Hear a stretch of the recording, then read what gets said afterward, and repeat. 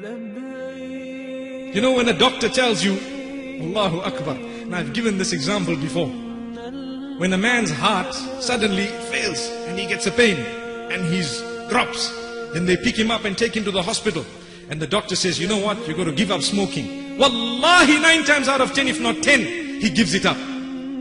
Why? One doctor told him that. One doctor.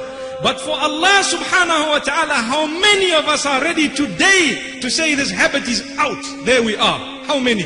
Allahu Akbar. Are we waiting for a little heart attack before we can give up a bad habit? When Allah subhanahu wa ta'ala says, no, don't wait for that, I give you good health. But whilst you're in good health, leave that.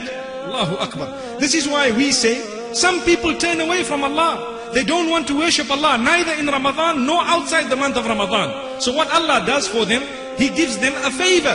What is that favor? He makes them sick and ill to the degree that the doctors cannot help them. So what do they have to do? They are forced literally to say, Ya Allah, for the first time in their lives, raising their hands and coming salah early, mashallah.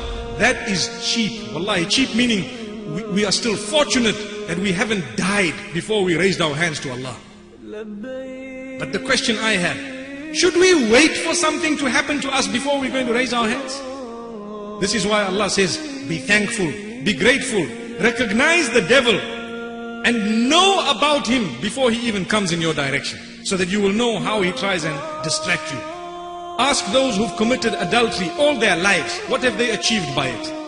Ask those who have sinned all their lives gambling, what have they achieved by it? Ask those who have sinned all their lives by stealing, cheating, conning, deceiving, by engaging in all sorts of other sins, whether it is drugs and alcohol. What did they achieve by it? They achieved what?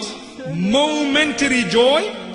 Is that what they got? And now, if Allah has mercy on you, He will grant you a chance to say, Ya Allah, forgive me, never again will I do this.